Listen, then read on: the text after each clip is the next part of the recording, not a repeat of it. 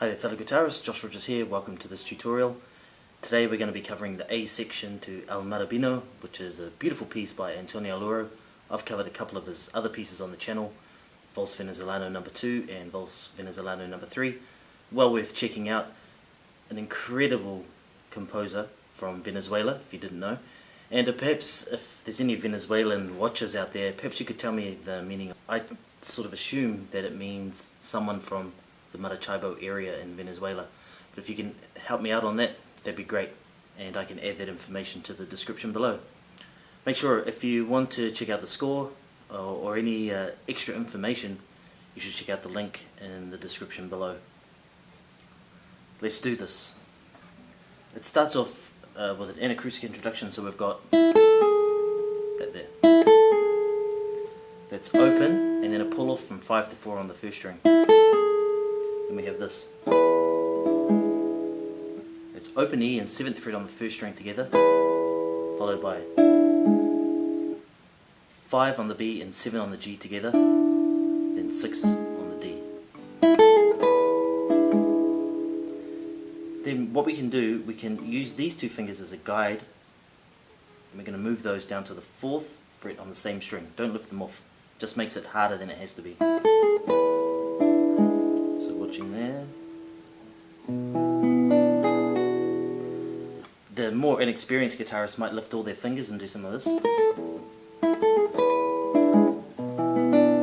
it just makes it, as I said before, it makes it a bit harder.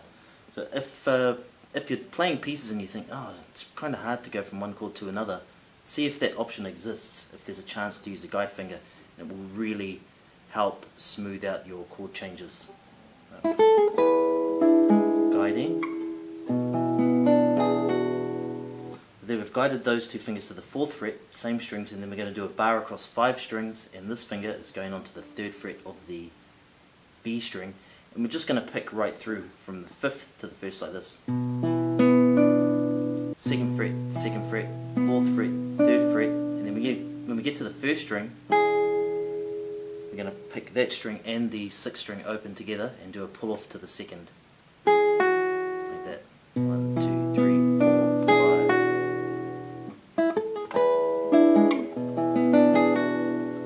Here we have a half bar at the 5th fret. I'm playing open A and 5th fret on the 1st string together. We have that. That's 7 on the D and 6 on the G together. Then 5 on the B. Then back. 6, 7. Here. So there we're holding the same chord, open 6 and then 6 on the G, 5 on the B. Then back to that 7th on the D.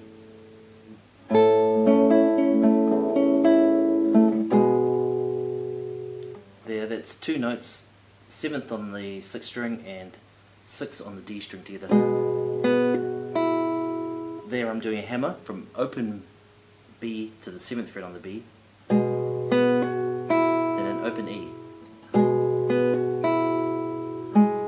then back to the D string 7th fret, then back to the D string 6th fret.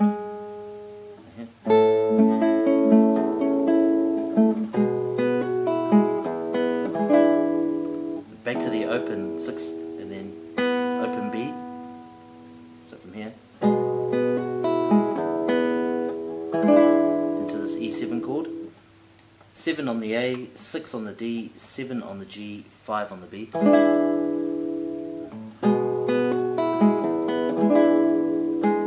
Then the D string again, 6th fret.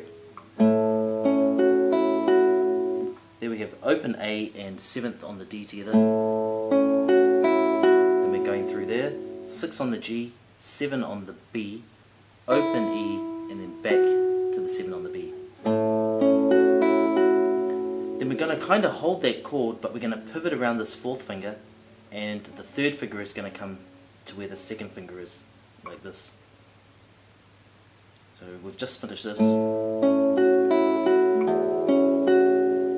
we're swapping, see that? And we're pivoting around this finger. That's another technique. It's important.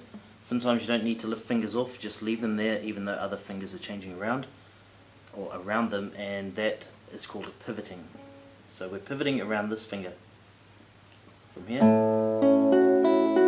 pivot. So we have open E, 6 on the G, 7 on the B, then open E.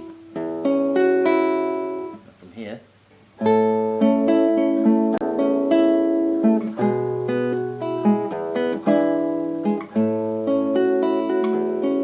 then it's back to the beginning motif. So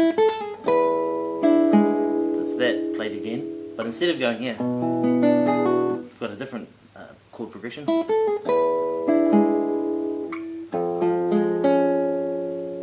This is a full bar at the first fret. First on the 6th string, third on the D, first on the G, second on the B. From here.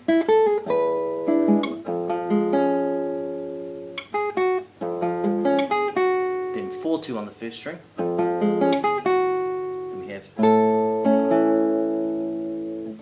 open A and 5th fret on the 1st string together. Then we're doing a half bar or a bar across 4 strings at the 2nd fret.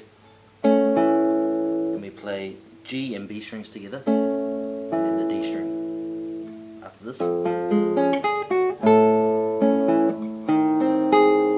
we're moving this bar to the 1st fret. So it's 1st fret on the D, then 1st fret on the B, and then 4th fret on the 1st string.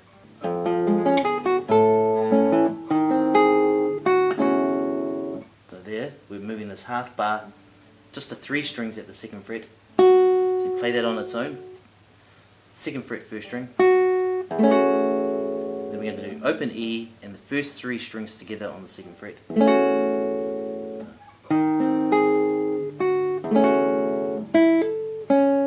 And we have open string and hammer to the 5th on the 1st string. Then to the 2nd fret on the B string. From here.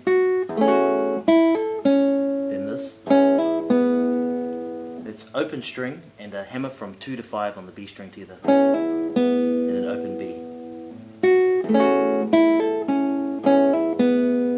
Then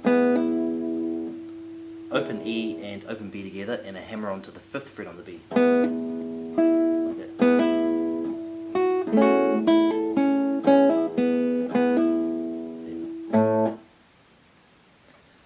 Here, the first finger, I'm just going to turn that into a little bar like that. We've got open A and 7th on the D together, that's octave A's. That's after the hammer-on series. So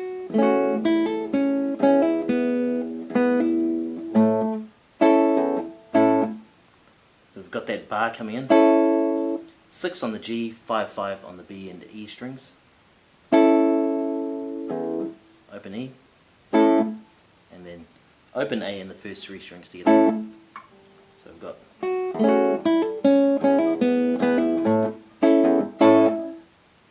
that's it. That's A section done and dusted. These songs are pretty tricky, make no mistake. They're usually played at quite a quick, lively speed. Before I go, I should just try to mention that it's important to understand where the melody is at. So for me, I thought the melody was this, like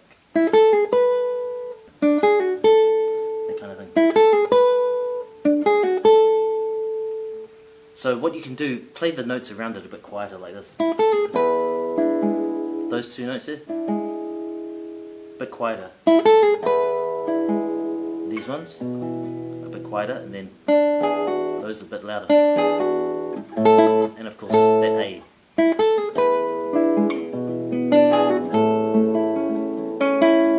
And those.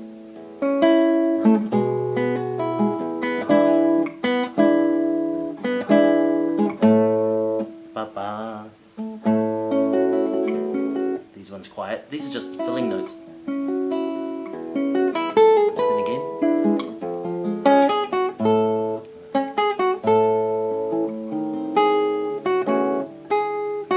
Like that.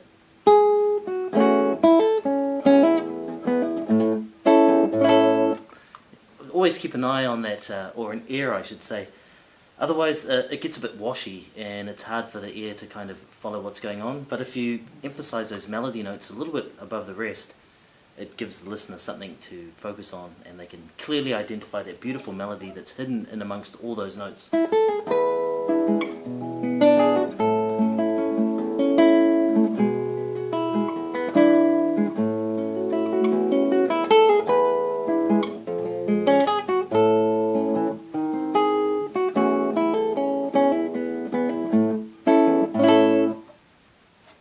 As you know, let your fingers fly.